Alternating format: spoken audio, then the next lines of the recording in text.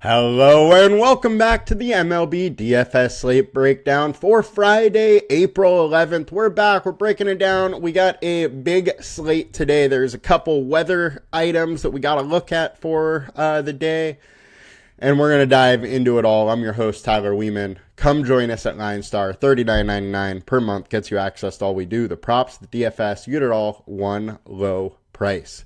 Now, excuse me if I sound a little weird today. I do have a little bit of a cold, but we're going to get through this as quick as we can. I'm going to skip the review session because we only had a small day slate yesterday. But, excuse me. But we will dive into everything else, starting with pitchers. All right, pitchers on DraftKings, 19% owned, highest owned, Nick Pivetta, 4-star alert score. He is in just a great spot versus Colorado Rockies, who are striking out a ton. Over the last 20 games versus righties, they're striking out at 30.9%. Now, there hasn't been a full 20 games in the season yet, so some of that data is the last year, but it just goes to show you how poor this offense has been. And Lobo's low. They are hitting the ball hard, but all in all, I love Nick Pivetta. He's in a great spot.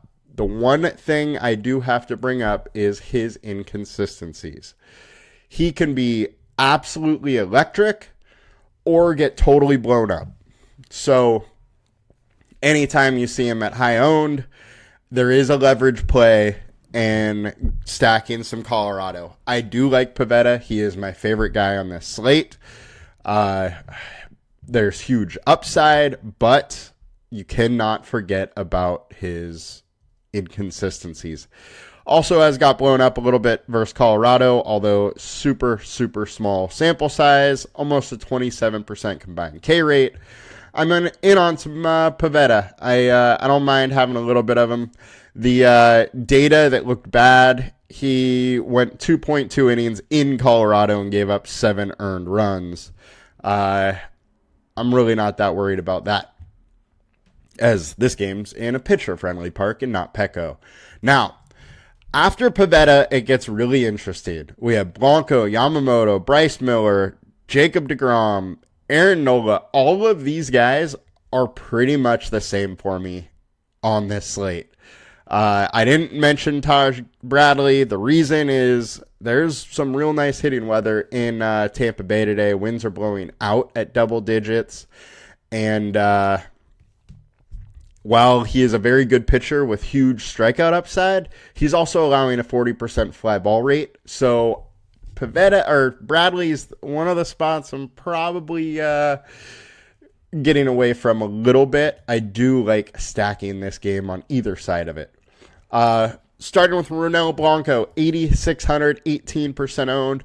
Angels have been hitting the ball decently lately. Now, it was in that little Tampa Bay ballpark, and they're going to a much bigger ballpark in Houston, but I don't mind a little bit of Blanco. It is a home game for him.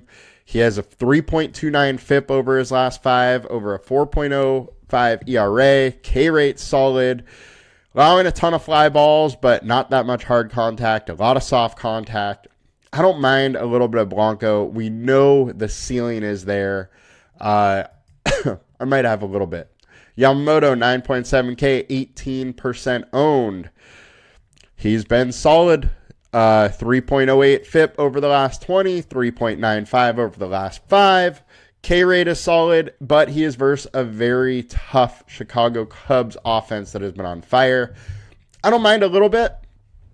Very tough matchup. He's a very good pitcher, so he could get over on them, but I don't want to go too hard on him. I just feel like this is a spot where his ceiling isn't really in play, and the most likely outcome is low 20s at a 9,700. That's just not really going to get it done, but I don't mind a little bit. Bryce Miller, 16% owned, 8,500 versus the Rangers. Rangers been hitting the ball decently. Bryce Miller has some solid upside. 3.27 FIP over his last 20, 3.39 over his last 5, 23% K rate. The issue here is Texas isn't striking out much versus righties. Only a 20.6 over the last 150 games, 19.6 over the last 20, so only a 21.7% K rate. But Miller, somebody that's very good at home and works efficiently and deep into games. So I am interested in him. He is giving up 34% hard contact rate so far. So he's going to need to miss some bats. But the upside is here at 8,500 to have a little bit of Bryce Miller. Jacob deGrom, 9,500. All right. My biggest worry with deGrom is how many pitches he's going to be able to go. He went 82 versus Tampa Bay, 73 versus Boston. I would expect him in that mid-80s range today. We know he's a great pitcher. His full-on strikeout stuff hasn't really shown up yet, but Seattle is striking out a lot. There is upside in this play if deGrom is able to get some of his K stuff back.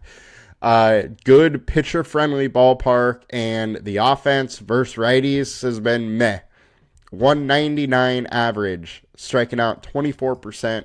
160 ISO, so they could hit a home run or two, but all in all, deGrom is interesting. Slightly worried about his ceiling with his pitch counts, but he is somebody that is very efficient, can work into games, deep into games, even on limited pitches.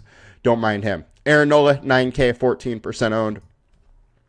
Look, we know what we're going to get from Nola for this season. He's going to be around a 4 FIP, have a few games where he goes 8 innings with 8-9 Ks, but he is going to be a consistent workhorse. And I don't mind a little bit of him in this spot where there's so many pitchers that are just kind of meh today, or I shouldn't say meh, but in just average spots where maybe it's a good pitcher, but they're in a tough matchup, or it's a meh pitcher in a good matchup. I don't mind getting a little Nola and just spreading it out. 22.9% K rate. Upside is limited. Cardinals have been hitting the ball very well lately, so a little scared with that.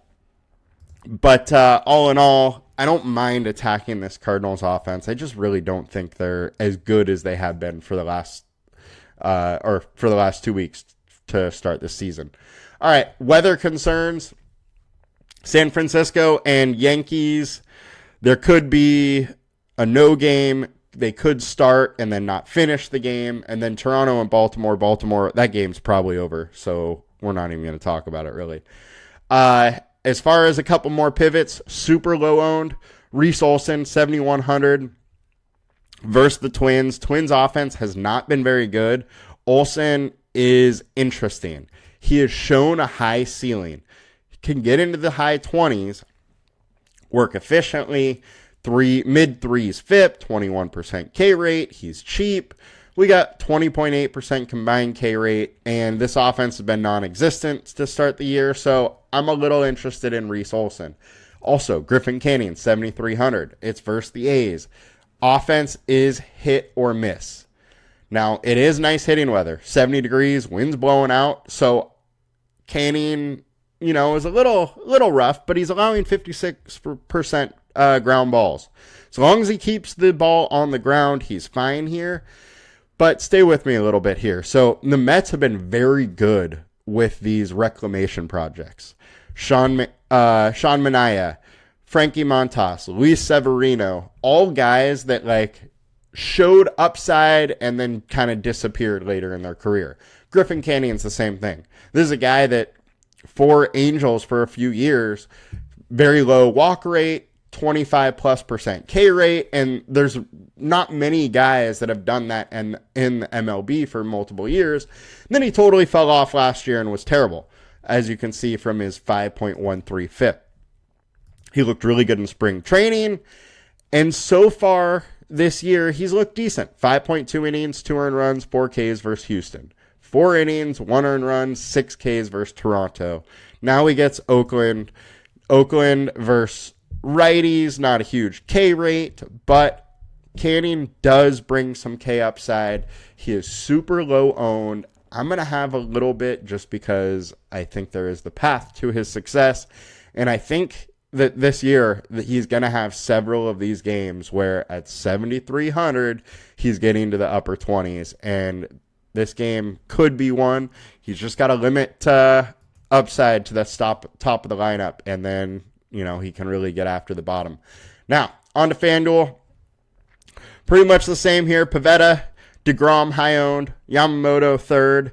And then there's the slew of guys that we're interested in. None of them really pop out too much other than anybody else. Dude, want to talk about Eduardo Rodriguez. Erod 8,400 has some nice K upside. 35% K rate over his last 5 starts. He came out versus Washington through 12 Ks. And then he had this game 11 Ks. While I don't think that's him, and I don't think he's magically become super swing and miss savvy, but this 21% K rate is probably a bit low for him. I think there's some upside versus this Washington offense. He's just got to miss some bats to guys like James Wood, and it's a little interesting. Milwaukee offense and Contreras and Churio and all these guys. Can he do it? Absolutely. He is a solid pitcher, has years of a track record, and has shown a solid ceiling. So I'm a little bit interested in him, but not going to go out of my way to get him. It is in the Arizona ballpark, which isn't always the best. Also wanted to bring up David Festa. As of now, he's not on DraftKings. But if he does get put on there later, I am a little bit interested in him. He has shown upside in the past. 28% K rate. His FIP's in the 3s. Tigers have been hitting the ball well to start the season, so there's a little concern there. But he's cheap enough, and he has a 26.3% combined K rate. So I'm interested in going into a little bit of him. Now, let's get over to stacks before we can wrap this up and get out of here. All right, so highest owned stack on the day, we got the Mets versus JP Sears. Great hitting environment in Oakland or in Sacramento. That Sutter Field, the ball seems to be jumping off the bat. It's nice weather. Winds are blowing out. FIP is high for Sears. Don't mind attacking him, even with the high ownership. 64% is not going to scare me off. I'm fine with Mets. Highest projected, we got Dodgers versus Matthew Boyd. Dodgers can get to anybody, and this stadium is good down the lines for home runs. I don't mind some Dodger bats. Think they're in an interesting spot. Arizona, not sure who Milwaukee's throwing out there yet, but Arizona at home can always put it together, and they're super low owned. Yankees, game's probably not happening. Milwaukee, 26% owned versus Erod. I'm fine having a little bit, but I do think he is back to his, say, 2023 form, not his 2024. So I don't want a ton of him, but I'm fine with a little. Now let's get to the value stacks here. We got White Sox versus Sean Newcomb. White Sox have been hitting the ball hard lately, and Newcomb's not a great pitcher. If you want a little White Sox, I understand. Detroit versus David Festa. Look, Festa has some upside, so I don't want to say I love Detroit, but I'm fine if I get a little bit, but I'm not going out of my way to get him. Miami versus Mitchell Parker. Meh. If I have a little of Miami, I'm fine. Definitely not going out of my way to get them. Highest ceiling stacks. Fortunately, it's Yankees, which may not play. Now, Robbie Ray is a good pitcher, so I don't want to go have a ton of them. But at least this is one of the first games of the day, so we're likely going to have some information prior. If they don't start the game on time, the game probably doesn't finish. That is the worry. Dodgers, we talked about. Cubs popping up versus Yamamoto. Don't love that. It's just not a spot where I see a ceiling from either side, and that's my issue. High leverage, Cubs versus Yamamoto. I'm good offense versus good pitcher. No surprise there's showing some leverage there. I'm fine in a little bit of Cubs, but I don't want to go super hard on them. Hitting the teams tab, Mets 5.5, our high implied run total. Tampa Bay 5.3 versus Bryce Elder. Absolutely love Tampa Bay.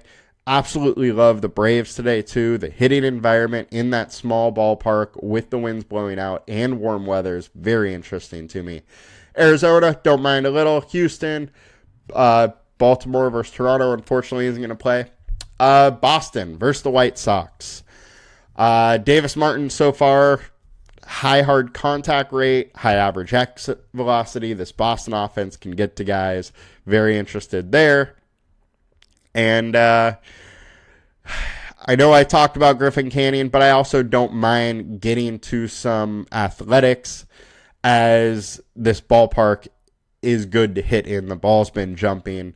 Mets bullpen has been very good, though, so a little wary there, but don't mind having a little bit of the A's bats as well. And that will do it for us today, guys. Hope you guys have a good one. Enjoy your weekend. We'll be back with more next week. Peace!